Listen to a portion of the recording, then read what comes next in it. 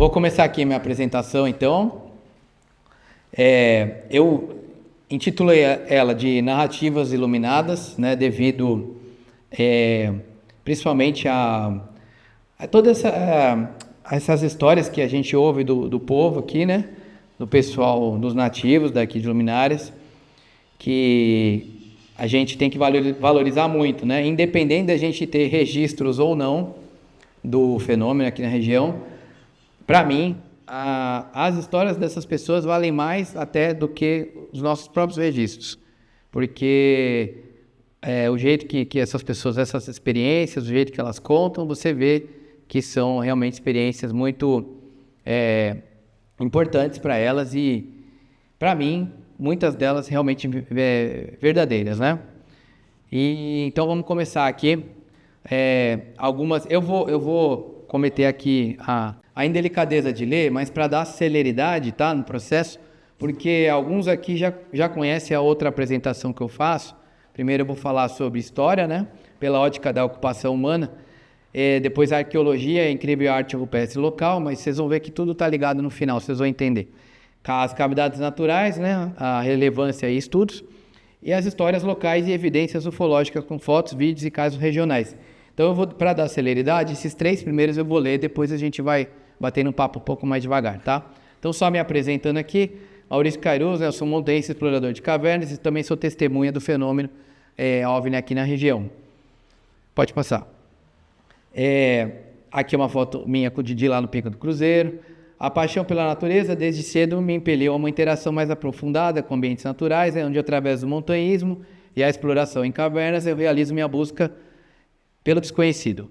E nos últimos anos eu tenho focado essas minhas expedições aqui na região, entre São Tomé e Luminárias, devido a todos esses mistérios que também permeiam aí, né? E adicionam elementos aí nas explorações. Pode passar isso. Então, começando aqui, o primeiro capítulo, falando um pouquinho, para quem não conhece, é interessante, para quem já viu, não custa a gente estar vendo de novo, né? Então, eu fiz em formato assim de ilustrações e com textos que vão contar de uma forma sintetizada um pouco da história aqui de Luminárias, tá? Então, histórias seculares. Segundo pesquisa, os próprios indígenas já se referiam à região como morada das luzes e as consideravam manifestações sobrenaturais. Pode ir. Os povos originários. A maior parte dos historiadores indica os índios cataguases e cropós como habitantes pré-coloniais, até meados do século XVIII, quando foram dizimados pela colonização e a escravização até desaparecerem. Pode passar. A busca pelas riquezas. Com a chegada dos colonizadores ao sul do então território das Minas Gerais, ou Minas dos Cataguases, como eles chamavam, né? Subordinada à comarca do Rio das Mortes, inicia-se um ciclo de mineração com explorações em várias regiões, à procura de ouro e pedras preciosas, espantando os índios e se apropriando das terras. Pode passar. Após um curto ciclo de mineração na colonização, os mesmos passaram a construir lavouras e engenhos, dividindo assim o território em grandes fazendas, onde se fixavam brancos e os escravos negros, dando novas cores à paisagem local. Pode passar. Locais nomeados, aqui já falando especificamente aqui da região de Luminárias. De acordo com a cópia de uma carta sertanista de 1793, apresentada no livro Iluminando Rumos do Caminho Velho da Estrada Real, que inclusive esse livro está aqui, né, que é fonte das nossas pesquisas aí. Antes mesmo da formação do arraial, já se observava locais com nomes comuns na região, como, por exemplo, Serra das Luminárias, Ribeirão das Luminárias, Fazenda das Luminárias, ou seja, antes mesmo da formação do município. Então, a região toda já era referida como região das Luminárias. Caminho de ligação. Segundo a pesquisadora Maria da Graça Menezes Mourão, em seu livro Iluminando Rumos do Caminho Velho da Estrada Real, que é esse, a região de Luminárias estava inserida no contexto da Estrada Real. Apesar da Estrada Real não passar aqui, ela estava inserida no contexto. Por quê? Ela ligava o caminho velho com o caminho novo do ouro, fato observado devido a uma bandeira de colonização em 1674. Pode passar. O início aqui de Luminárias. A capela. Como em todo o Brasil antigo, o colono se fixava em torno de uma cruz ou de uma capela. Sendo assim, Dona Maria José do Espírito Santo mandou construir uma capela por volta de 1830. No qual celebrava ofícios religiosos para sua família e circunvizinhança. Pode passar. de Arraial para povoamento. Posteriormente, Francisco da Silva Pinto comprou uma parte do terreno aos herdeiros da pioneira, oferecendo uma área para a construção do patrimônio do povoamento de Carmo das Luminárias, assim chamado então anteriormente, em 1832. Já em 1926, foi alterado o nome para Luminárias. Histórias autênticas, né? O município até meados dos anos 50 permaneceu no relativo isolamento devido às dificuldades de acesso, como a falta de estrada e as distâncias dos grandes centros urbanos. Os meios de comunicação também ainda não apresentavam velocidades dos dias atuais, permitindo assim, né, que os detentores da oralidade ainda fossem a autoridade, de forma que essas histórias não sofreram nenhum tipo de contaminação oriunda da massificação da cultura globalizada observado atualmente, né? Esse pioneirismo aí do fenômeno da região, a gente pode observar até na própria criação aqui da bandeira do município, que por sinal muito bonita. Quando a senhora Maria da Conceição Maia Amaral desenhou a bela bandeira de Luminárias na década de 70, procurou adicionar elementos os quais remetessem à história, belezas e virtudes do município. Um desses elementos é a estrela amarela, observada abaixo da linha do horizonte, que segundo a própria autora, representa as riquezas e refere-se também à própria luz que deu origem à cidade. Então, o fato é bastante interessante e muito emblemático, né? Até uma bandeira na qual esse fenômeno é referido, né? Independente da interpretação, claro, até então, para que seja feita a bandeira, né? Mas é muito simbólico, né? Bastante simbólico. Volta só uma... Finalizou. Então, aqui finalizamos a parte da história, tá? Uma história sintetizada aqui da região de Luminárias. Agora eu vou falar um pouquinho das cavidades naturais aqui de Luminárias, porque também eu sou coordenador de um grupo aqui, tá? Que eu faço parte, que é um grupo de exploração de cavernas, porque tem muitas cavernas aí daqui desconhecidas, né? Tem cerca de 12 cadastradas, 12 ou 14, não me recordo agora, mas nós do grupo, por exemplo, o UBA e o pessoal todo abandonando, a gente já achou mais de 40 e provavelmente devemos achar bem mais ainda, né? Então esse é um patrimônio também ambiental, né? Bem como vocês vão ver aqui o valor disso. Às vezes a gente pode pensar, poxa, mas só caverna, isso não é nada, só uns buracos embaixo da terra, mas só que não, né? A gente vai ver que como não é bem assim. Tem várias questões aqui ligadas a cavernas na região, né? Vamos lá. Então, cavernas. As montanhas ocadas. Esse aqui é um termo, inclusive, do nosso amigo Didi, né? Ele que se refere muito aos buracos que tem embaixo das montanhas, né? Então ele chama de montanhas ocadas, né? Que são as montanhas ocas por baixo, que são as cavernas. Pode passar. Falando sobre as cavernas. Os primórdios. Uma das últimas fronteiras inexploradas da Terra. A maior parte das cavernas permanece à margem de nosso ambiente conhecido. Os homens e as cavernas. Os homens carregam uma vontade incontida pela descoberta, sempre foram atraídos pelos mistérios da escuridão.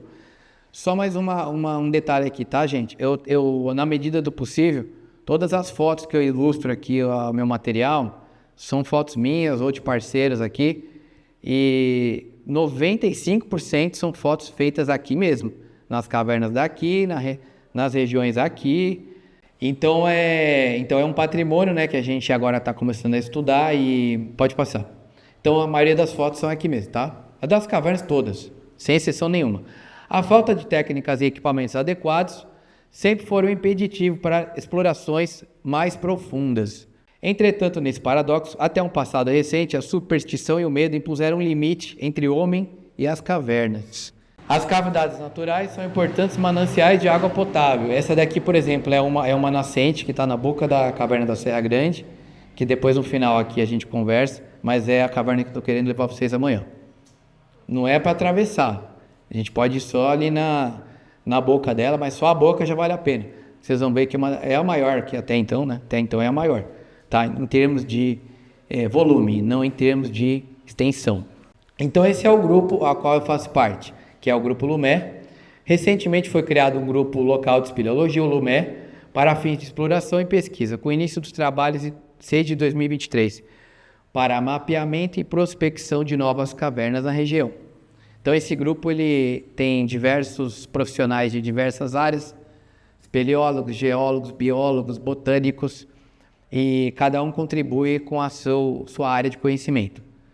Aqui eu estou mapeando uma das cavernas, essa aqui é a Gruta do Portal, não sei se você lembra, né? Lá no Mamona. Ampliação do patrimônio espeleológico, aquilo que eu falei. Estima-se em apenas 10% o número de cavidades naturais conhecidas no país, cavernas, né? Na região, este autor explorou ao menos 20 cavidades não conhecidas que, somadas a recentes descobertas pelo grupo de exploração local Lumé, deve ampliar consideravelmente o patrimônio espeleológico. Então, aqui alguns exemplos do que o grupo Lumé faz, né? Então, assim, a maior parte das cavidades naturais de luminária destina-se a pesquisa e estudos científicos, a maior parte, realmente.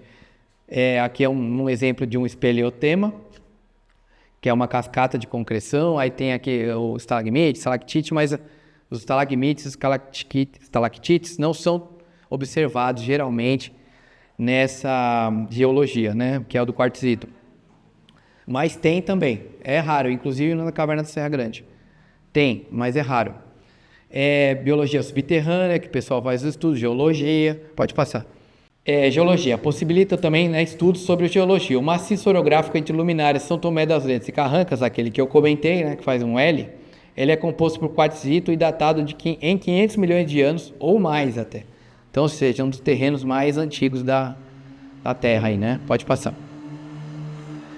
As cavernas, ecossistemas únicos, né? Aí a vida dentro das cavernas, que aí pensa que não existe nada lá dentro e tal. As cavernas abrigam ecossistemas completos com fauna e flora específica e, por vezes, raras.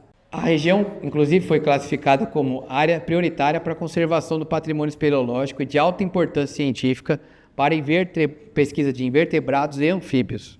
Muitas cavernas também são locais de peregrinação santuários devido a milagres ou aparições ocorridos no interior das mesmas, né? Aí já entrando outros enfoques aí relacionados às cavernas. Arqueologia, essa foto aqui é do paredão de pinturas rupestres aqui de luminárias, né? E servindo como abrigo e moradia para os silvícolas, os mesmos acabavam por deixar vestígios na forma de arte rupestre. Ferramentas e fósseis também são encontrados na região.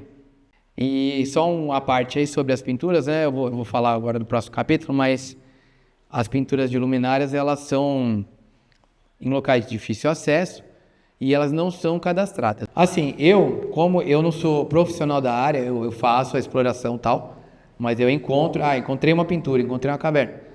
A caverna até consigo explorar lá, mas a pintura eu não posso mexer. Eu não cavo, eu não faço nada, porque eu não sou profissional. Eu informo para os arqueólogos e para os historiadores, aí eles vão lá e eles que tomam as medidas lá para fazer alguma coisa, né? Porque eu posso estragar o negócio lá, não sei do que se trata, tal. Mas que existe, tem bastante, muito mesmo. Mais um enfoque aí das cavernas, na mitologia, né? Então, o simbolismo mitológico da caverna, no geral, referencia-se, né, ao mundo mágico ocultado, onde se encontram figuras monstruosas de divindades. Então, a maior parte das pessoas tem essa visão das cavernas, né? Aquele medo, aquele receio, porque pode ter um monstro, pode nem ser um monstro, né? Um dragão, uma coisa assim, mas uma cobra, uma aranha, claro que tem, mas se você conhecendo, quando você consegue lidar com isso, né? Então, esse sempre foi a barreira entre o homem, na realidade, e as explorações modernas, né? E exemplo de divindade adorada e temida pelos maias e os astecas, o poderoso deus morcélago Camazotz, que é uma representação de um homem morcego, né? Que ele é o guardião do submundo. E várias estatuetas dele foram encontradas dentro de cavernas na Guatemala, Honduras e México. Bom, então ali eu finalizei a parte das cavernas, tá? Para vocês entenderem um pouquinho o valor das cavernas, que tem muita coisa ligada a elas, né? Que às vezes a gente não tem essa visão. Só para vocês saberem também, tá? Eu acho que é importante falar, a gente tem cavernas aqui cadastradas, a maior cadastrada é 240 metros, né? A gente já está mapeando aí algumas que já vão já vão chegar em 700, né? Já vão chegar em 700, o negócio tá andando já, né? Agora sobre a arte rupestre, tá? Os silvícolas. As montanhas da região ofereciam um cenário acolhedor com água doce e cristalina. Caça em abundância e grande oferta de frutas, garantindo recursos para os povos antigos, que acabavam por habitar tocas e grutas. Pode passar.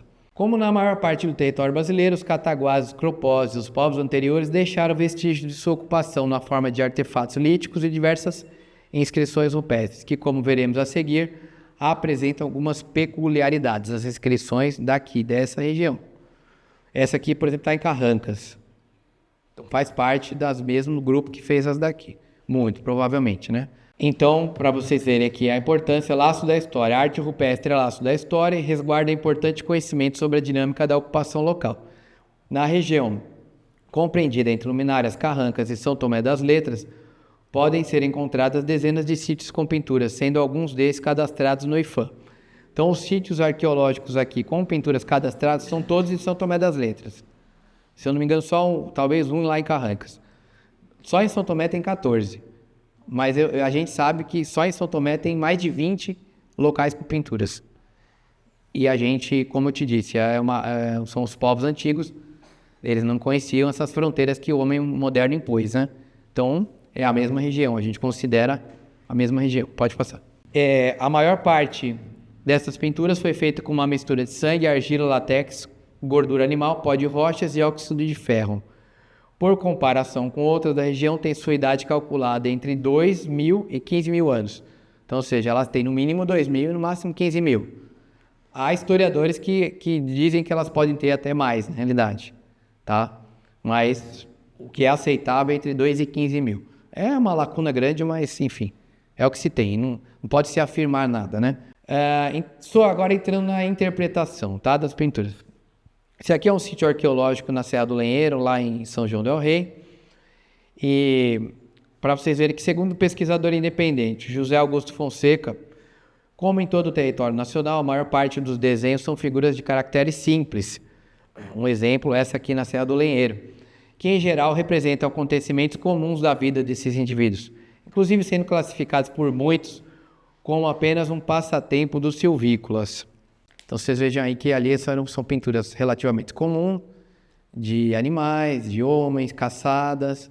Entretanto, outros desenhos apresentam conteúdo simbólico e enigmático, alguns de grande complexidade, ainda que de caráter abstrato. Sua sofisticada elaboração demandaria certo grau de conhecimento e raciocínio lógico, como por exemplo esse aqui em São Tomé das Letras, que é lá perto do Pico do Peão. E você vê aqui que ele já foi desenhado no teto de uma toca, ou seja, já tem uma referência a alguma coisa que estava no céu.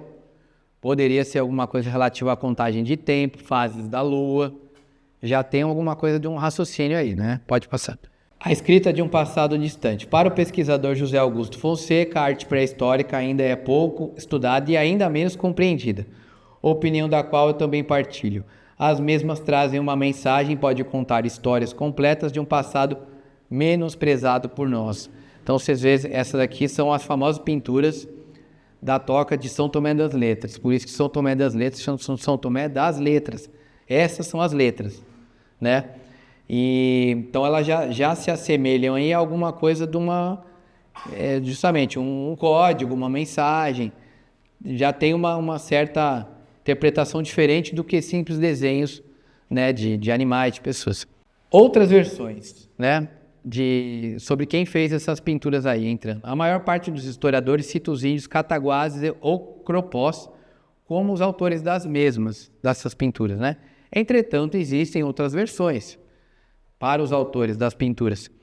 Segundo algumas citações dos jesuítas, os próprios indígenas falaram para os jesuítas, atribuíam a Sumé, que foi uma divindade que hipoteticamente visitou o selvagem, passando diversos conhecimentos como agricultura e outros. Depois vocês pesquisam em quem foi o Sumé. Ele é citado na região, no litoral do Brasil, em diversas regiões do Brasil aí, tá? Outras versões ainda podem ser encontradas como a hipótese apresentada pelos eubiotas, que estão aí, né? Aí aqui em São Tomé eles tem também, dos fenícios a terem feito, tá? São versões, estamos expondo as versões aí, as possibilidades. Agora entrando aqui já nas pinturas que foram achadas aqui em Luminárias, especificamente, tá? Então essa pintura, muito legal, foi achada 2 ou mais figuras encontradas pelo guia de montanha Igor Terra Nova, de Três Corações. Ela está no Pico do Gavião, só que ela está dentro de uma área de treinamento do Exército. Então assim, para acessar essa daqui é dificílimo, né? Tem que ir, pedir autorização e não sei o quê. Então, assim, é só para estudioso mesmo. E foi o Igor que achou e a gente já foi a segunda equipe aí lá e já registramos em vídeo, foto e tudo. E ela é do lado dessa toca aqui, que é uma toca que tem água no verão, no inverno tem muito pouca água e provavelmente quem as fez habitava essa toca aqui, tem entrada e saída aqui. No caso é uma gruta, né? Com entrada e saída é gruta, aliás. Essas pinturas também são bem interessantes porque elas foram primeiramente registradas pelo Tata Noronha, eu já vou entrar em detalhe aí quem foi ele, né? Num livro dele, São Tomé das Letras e o Mundo Subterrâneo. E então 2 ou mais figuras numa toca indicada pelo Sr. Evaldo, morador local, descobertas pela Renata da Zemote e o nosso amigo que está aqui presente, o Uba. Então ele foi o primeiro com a Renata a estarem indo até essa toca aqui. Então, agradecer ele aqui, que até então vocês vão ver que essas pinturas eram...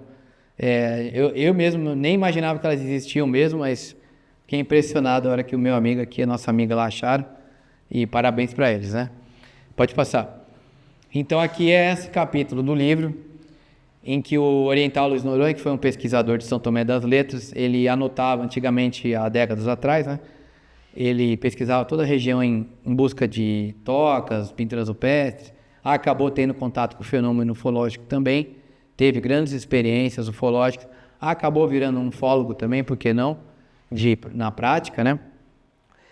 E então ele anotava essas pinturas que ele achava na mão, ele desenhava. Então aqui, essas pinturas que eu sempre fiquei procurando elas também, bons 10 anos eu fiquei procurando elas andando por aí, né? Lá no São José. No fim, eles acharam do outro lado do rio, né? Eu acho que ele fez de propósito para os negros, eu que ia atrás, perder tempo de um lado e estava do outro, né? Acho que depois eu fiquei pensando isso. E aqui, esses desenhos foram registrados primeiramente pelo pesquisador Oriental Luiz Noronha, o Tatá, de São Tomé das Letras. Em seu livro São Tomé das Letras e o Mundo Subterrâneo. O Tatá, por mais de 50 anos, pesquisou a região, né? Nesses assuntos. Pode passar. Então, foi encontrada, você viu lá, é aquela que foi encontrada lá. Essa aqui é um exemplo da arte rupestre da região. Está em São Tomé também, quer dizer, estava, né? Foi vandalizado. Então, é o sítio arqueológico da Pedra da Nave, São Tomé das Letras, né? Ele é um sítio arqueológico cadastrado no IFAM, como Pedra da Nave mesmo. Então, isso aí já é bastante emblemático, né? Chama Pedra da Nave. Só que ele foi vandalizado nos anos 2000. Então, hoje em dia, a única coisa que sobrou é o tucano, que a gente ainda pode visualizar lá. Isso aqui foi pintado em cima, número de candidato. Aí os autores, provavelmente na intenção de dar sentido a algo inusitado que presenciaram, os associavam com elementos da natureza, como água, fogo e os animais que eles tão bem conheciam, né? Então aqui qual que seria uma possível interpretação para cá, para a pintura da pedra do disco?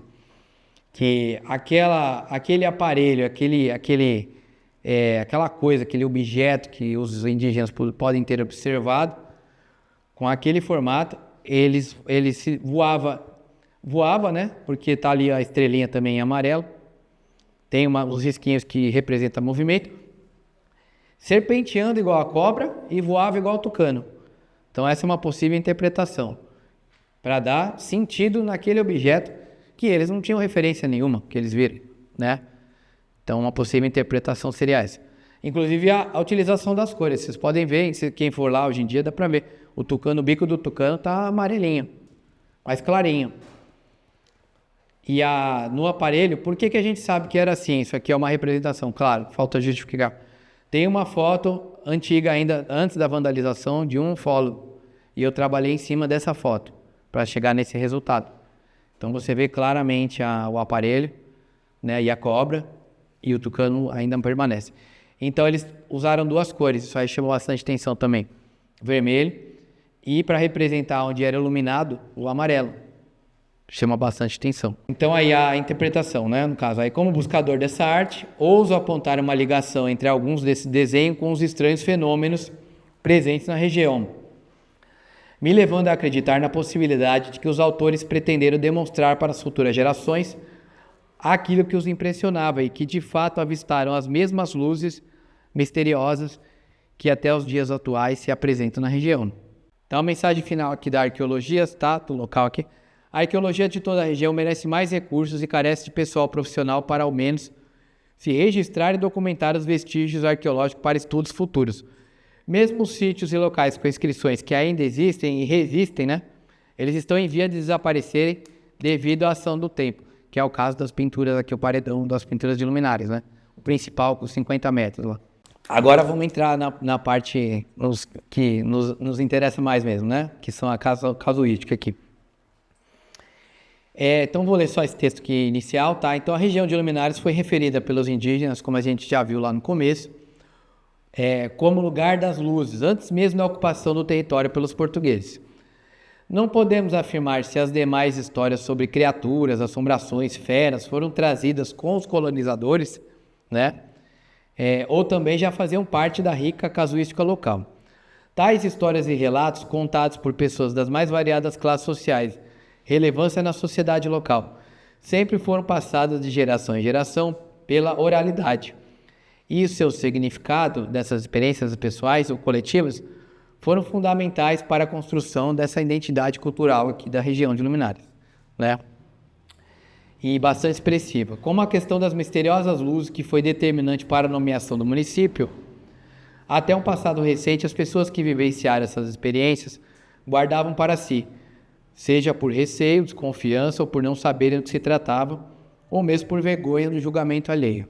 Então, alguns desses causos e lendas presentes aqui no folclore local, tá? Então, a gente tem histórias relativas ao grito, mula sem cabeça, lobisomem, saci, mulher de 3 metros, mulher de branco, né? Faltou aí, as correntes se arrastando, cavaleiro branco, caverna do corpo seco, mãe do ouro, nego d'água, tudo isso faz parte do folclore local. Pode passar. Aqui um grande estudioso nacional da relação do folclore com a ufologia, o Antônio Faleiro, né? Segundo ele, o folclore pertence à identidade cultural de um povo e em Luminárias ainda é muito latente. O estado de Minas Gerais mesmo, né, possui um rico repertório de relatos orais e tradicionais com narrativas ligadas ao sobrenatural, que, segundo o pesquisador Antônio Faleiro, muitas das lendas presentes no folclore são interpretações de casos de avistamentos de objetos e seres presentes na ufologia. Então ele faz uma relação desses possíveis avistamentos com os seres da ufologia. Pode passar. Continuando na história aqui, como luminárias, né, vindo na linha da história ali, como luminárias linha do tempo, né, sempre foi reconhecida pelas luzes misteriosas, né, uma reportagem do jornal Minas Gerais, de 1985, falando aí sobre pontos luminosos e inexplicáveis dão origem ao nome. E aí conta daqui das pedras, das pedreiras, a retirada das pedras, as belezas naturais, os causos e lendas, tudo mais. Já ó, em 85, né? Testemunhas da história, como a dona Cássia, né? Tá aqui, presente. Obrigado pela senhora estar participando e é aqui uma testemunha viva aqui dos fenômenos, né, da região. Esses outros que já partiram, né, mas estão lá, deixaram suas memórias eternizadas no livro Memórias Iluminadas, que é um livro de memórias de alguns dos moradores aqui de Luminárias, com suas histórias. Eu recomendo, deve ter, não sei se tem à venda ainda esse livro, alguém sabe se tem à venda. Depois eu pergunto pro Carlinhos lá, vale muito a pena. Na Casa da Cultura, né? Isso. Aí lá na Casa da Cultura vocês podem conseguir ele, e muito interessante, tem muita história bacana lá. Então aqui alguns exemplos, né? Vamos lá. No livro Memórias Iluminadas, deixa eu pegar, você consegue trazer para mim, Rony, por favor, por causa do microfone? Obrigado, viu? Obrigado. Então é esse livrinho aqui, tá? Que tem as memórias. Ó, dá uma olhada, vou passando aqui, ó. Vai dando uma olhada aqui, ó. No livro Memórias Iluminadas, escrito por Andressa Gonçalves e Paulo Moraes, que reúne a história da vida de 26 moradores que nasceram na década de 30 ou antes, fica latente que a maioria teve contato com as luzes, principalmente quando jovens, bem como contavam sobre vários outros mistérios, como o caboclo d'água e outros presentes na região.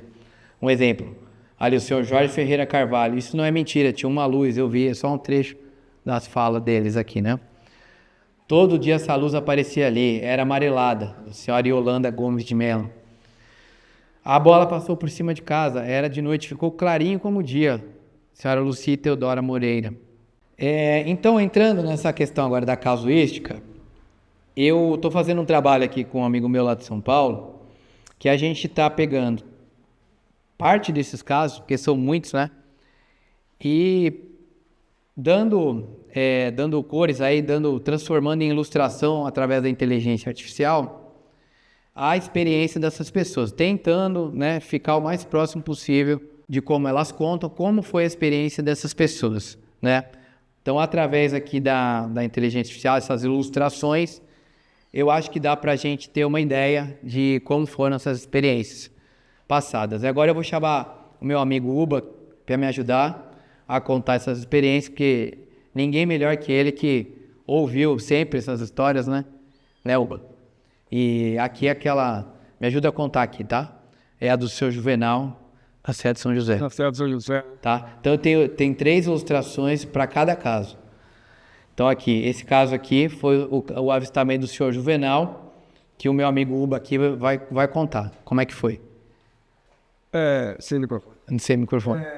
De meia também? Quando a gente era criança, né? Meu pai, seu Juvenal, trabalhava na favela de São José, mas era perto no lugar chamado Inferno. Aqui tem o inferno e tem o céu. Pra quem não sabe, se vocês quiserem no inferno, eu levo vocês lá. Conhece. E lá não é brincadeira não, né, amor? Você passa, ao que você voltar, dá o que fazer. Aí, meu pai lá ia tinha um cafezal a pé, né? O rio passava enchendo, um pouco para cima do rio tinha esse cafezal. Aí, chegando na divisa da Serra, que tinha que descer um negócio de estrada velha de carro para chegar até o cafezal. Aí, existia num vale, né? Aquele vale um vale que sobe ou seja, estava no rancho, então eu estou falando para ele pensar, tem o rancho, sobe o rancho, desce, depois tem aquele boqueirão acima que a gente sobe lá em cima da pedra e olha aquele... Sei. Então, naquele vale lá, eles viram, né, um zoninho magrinho. Pode passar, Raul. Meu pai falava que era, assim, a cabeça dele é tipo uma cabaça, não era pescoço de jeito, era compridinho assim, ó. Tipo esse lá, né? Agora tipo esse aqui. Tipo esse aí, ó. Compridinho, bracinho aqui e ficava correndo pra lá e pra cá. Aí de repente... E eles lembra da fala também? Não foi desse o caso que eles falavam também? Tudo... Falavam estranho, né? Estranho. E tinha um cheiro muito forte, entendeu? Tinha um cheiro muito forte. Lá depois que eles... Aí meu pai veio e comentou com o Sr. Pedro Nania. O Sr. Pedro Nania conhecia outras pessoas e passou 5 dias. O exército passou lá na perna de cada roça procurando meu pai e São João de Venal, o pessoal do exército. Aí meu pai falava assim, aí relatou pra gente isso, né? A gente ficou com medo, mas ó, não deixa as crianças levar o almoço pra gente lá mais não, porque tinha uns hominhos pequenos correndo com uma cabeça esquisita. E nós chegamos lá na frente que tava uma barulheira danada. Não era só um não, pelo jeito que ele falava era um punhado. E antes dessa conversa, ontem, pode passar. Eu tive com a filha do São João Juvenal, né, a Alzira, ela relatou a mesma coisa para mim, que eu estou falando para você aqui agora. A tristeza da gente que não tinha um celular naquela época, né? A gente fala, o pessoal tira o estado da gente, acha meio, você é doido, você é coisa paranoico, então, sou paranoico, vou morrer paranoico. Meu pai falou para mim, e eu acredito no meu pai, as coisas, ele falava para ele, você não vai lá. Aí depois passou, aí o exército falava assim que... Aí passou uns 15 dias, parecia umas bolas de fogo muito grandes vindo no sentido do Lumiado para cá. Aquela bola que você sempre vê quando você vem de São Paulo, vem no sentido do Lumiado para cá. Aí meu pai falava assim, olha lá, ó, aposto que é o bichinho pequeno que tá mandando, ou vem cá para buscar eles. Aí, para pôr medo na gente, né? Daí, para pôr medo na gente, minha mãe falava, ó, é que lá é bomba que o exército está soltando lá no Gavião. Não tem medo, vocês podem levar o seu pai no outro dia. Eu não levava de jeito nenhum. Ele ficou com medo, né? A gente tinha medo de levar, mas isso aí aconteceu depois de muito tempo, uns tempos acá faz 78, 79, parece, uma apanhadeira de café, ela está viva aí hoje. A meio. E ela apanhei café lá no jardim, do lado do inferno, do São José. Ela disse que tava na rua de café de cima, assim, tinha um vaso de baixo, assim. De repente fez assim, ó. Sumiu. Aquela foi olhando para meu capim estava sequinho onde estava a coisa. Aí foi que soprou mesmo um trem forte, sabe? Tipo que tinha baixado, não era helicóptero, não era nada, um trem redondo que ela falou, amigo. Se tiver tempo, não vou te levar na casa. Sim, eu quero. Ela disse que o trem voou, subiu para cima, onde que, pois o meu capim sapecou tudo. Ela disse que arrepiou e saiu correndo lá do café. Tá. Então esse foi o caso do senhor Juvenal, tá? Ele já emendou outro caso aí, já é novidade para mim, já vou atrás também, mas enfim, pode passar o próximo. Encerrou ali o caso do senhor Juvenal. Agora é o caso da Aline, da vereadora. Pena que ela não pôde estar presente, né? Mas ela me autorizou, tudo, a gente conversou e ela achou legal de expor o caso dela aqui. E foi na zona rural aqui também, foi lá perto do Lumicítio, lá onde que é, pra cima da fumaça ali, indo pra fumaça, Então ela estava andando aqui, eu vou contar, né, porque ela me contou, então eu vou contar para vocês. Ela estava andando de bicicleta com um amigo dela na adolescência, e eles gostavam de andar naquela região ali, que é uma região afastada um pouco aqui da cidade, tá? E era final de tarde, estava um frio, era junho, julho, alguma coisa assim. Resolveram deitar na grama e ficar observando as estrelas. Pode passar, Raoni. Então aí a ilustração deles encostaram a bicicleta. Quando eles estavam ali observando, começou a anoitecer, né? Tinha umas estrelas e tal. Já projetou uma luz fortíssima ali em cima deles. E eles já ficaram apavorados, né? Diz que até a temperatura elevou, eles ficaram com calor. Eles estavam com roupa de frio, ficaram com calor, começaram a ficar com calor. Se sentiram acuados, ficaram com medo, começaram a correr, pode passar. Largaram as bicicletas para trás e saíram correndo a pé. E aquele objeto seguindo eles ali na estrada por onde eles estavam correndo. Projetando aquela luz branca forte em cima deles, tá? E passado alguns segundos ali, eles ali no desespero, tal, não sabiam o que fazer, só ela falando para ele, corre! Os dois correndo ali, né? Sumiu, evaporou o objeto, e aí eles ficaram sem saber do que se tratava, o que aconteceu, pegaram as bicicletas e correram para casa. Então esse foi o caso da Aline, né, que eu estou apresentando aqui, e pode passar o próximo. Mais um caso. Gente, assim, cada ano eu vou trazer uns 5, 6 casos novos, entendeu? Porque é muita coisa aqui. Então não dá para colocar tudo aqui, não. Esse aqui foi na divisa com o Engaí. Na realidade já era Engaí, né? Aqui essa fazenda Pedra Branca já é Engaí, tá? Então tava o senhor Oliveira Peixoto Arantes, tá no livro esse caso aqui também. Pode passar. Ele era adolescente, estava cuidando de umas vacas lá, na fazenda. Quando ele... eu vou ler aqui, que é interessante de ler. Passa o livrinho para mim, por favor. Aí ele fala que agora eu vi um garoto. Eu vou ler do jeito que está escrito aqui, tá? Só não pude pegar nele, mas eu vi. Ia pegar nele, levar a mão nele e dava um choque. Foi lá na fazenda Pedra Branca, onde tem um portão. Ele andava igual lobisomem. Eu não tinha medo, não. Tirava leite pro fazendeiro lá no pé da serra do Engaí. Tava mais ou menos com uns 14 anos. Ainda não trabalhava de carapina. Eu ia em casa trocar de roupa, acho que era uma quarta-feira. Lá só tinha um trilho de cavaleiro, tinha estrada velha, mas dava a volta. Tinha uma trilha que atalhava. Eu olhei e pensei, era um bezerro. Gritei, ô bezerro, ô psiu. Quando eu achei que era mansinho, ele me deu um choque na mão. Pode passar o próximo, Raul.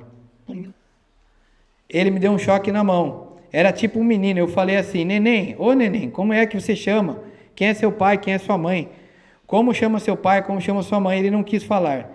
Era baixinho, não era grossão não. Era fino.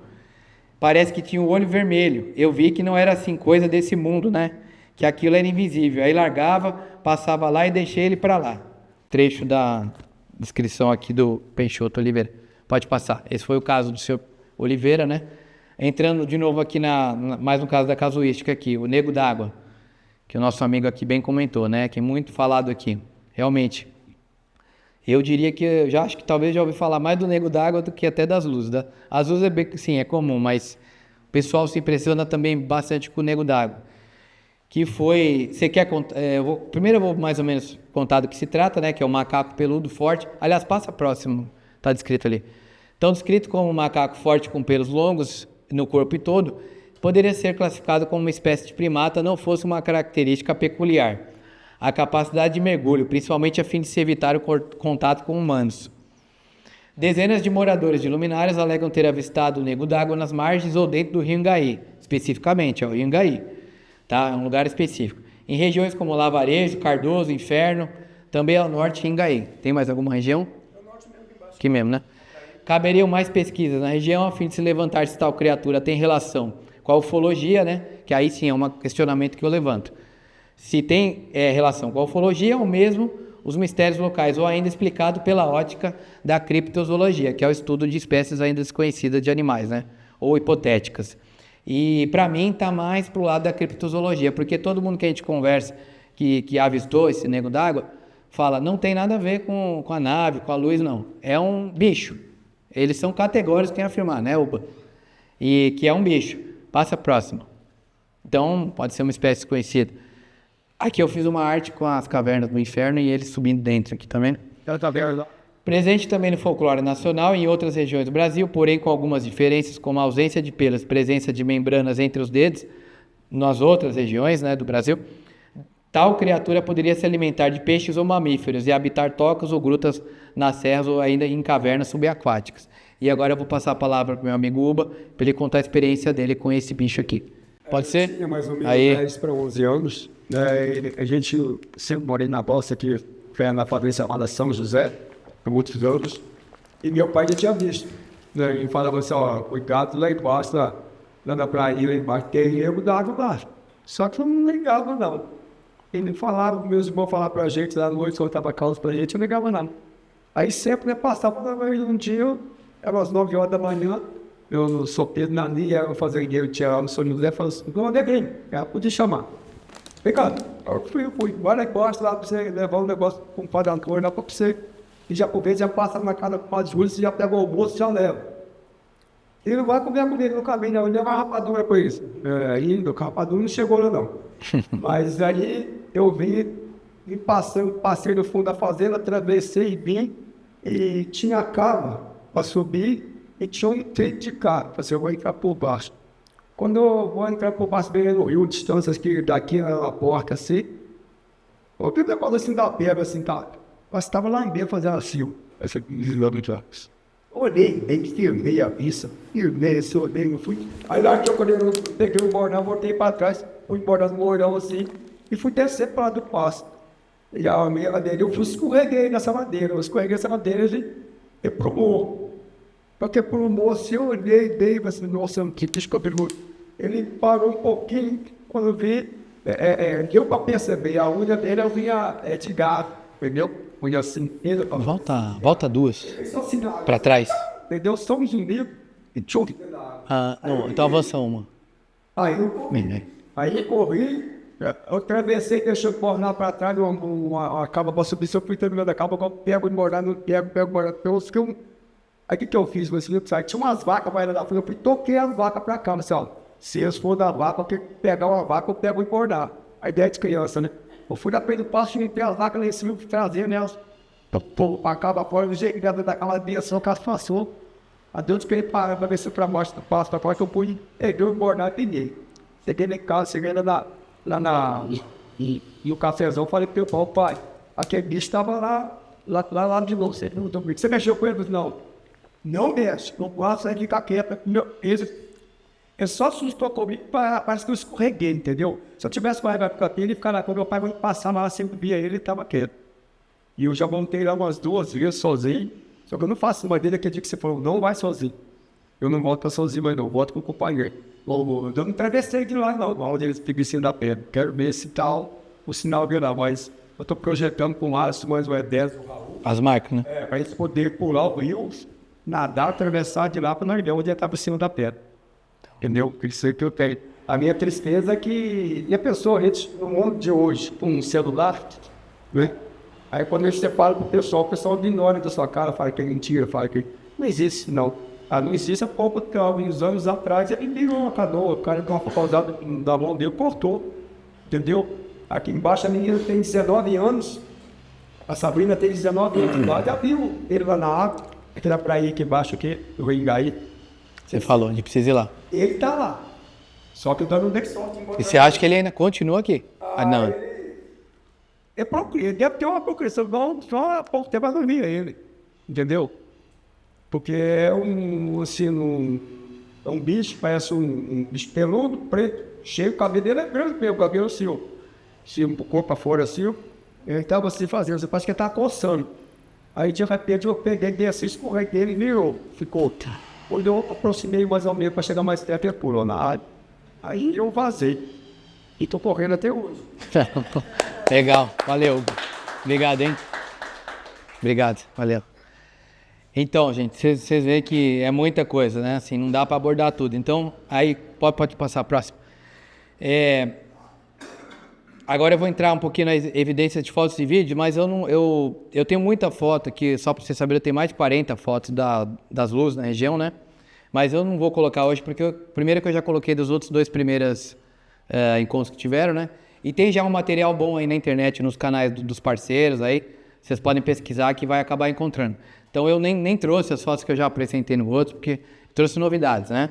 Então aqui das evidências de fotos e vídeos. De acordo com as minhas próprias experiências, posso afirmar que existe um padrão de apresentação do fenômeno, que o mesmo atua de forma inteligente, enganadora e sorrateira, confundindo a mente do espectador, propositalmente também, quando estão sendo observados ou prestes a serem fotografados, principalmente, tá? Todo mundo fala, pô, mas ninguém tem uma foto da nave nítida, de perto. Eu duvido que alguém vai conseguir, porque eles é que mandam. Porque eles determinam que, vai, não vai, de que distância, para mim é muito claro isso, pela minha experiência, entendeu? Então eles querem que fique esse negócio de dúvida mesmo. Para mim é bem isso mesmo, entendeu? Não da nossa parte, veja, não de quem pesquisa.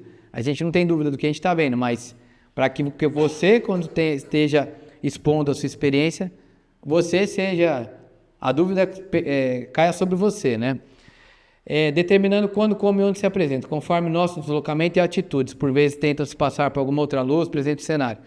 As fotos e vídeos a seguir são todas de minha autoria, captadas na região, apresentadas com tratamento mínimo de cor e contraste, a fim de uma melhor visualização.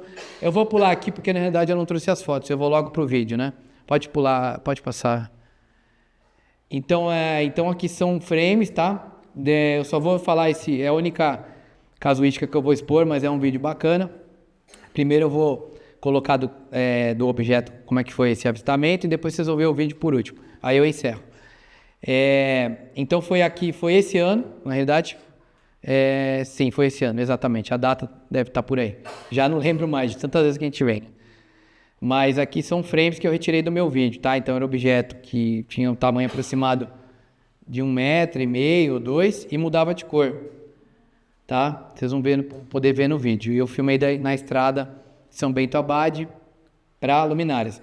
Então, por que eu foquei mais nesse caso aqui meu agora? Porque, como eu falei, já tem os outros na internet, tal. E esse aqui é para ilustrar como o fenômeno continua ocorrendo na região. Então, aqui está o esquema dessa minha experiência, né? E aí tá relatado que eu parei o veículo, estava vindo para cá, era 2h30 da madrugada, né? E tem vezes que de São Paulo vindo para cá a gente demora mesmo, né, para chegar. E aí foi nessa área de mata, eu calculo pelos meus cálculos ali que eu fiz, né, de azimuth eu bati a bússola na hora. Foi mais ou menos nessa área de mata, ao lado dessa estrada aí de São Bento Abade para cá. Pode passar, Raoni, eu acho que vai finalizando, aí eu ponho o vídeo no final mesmo.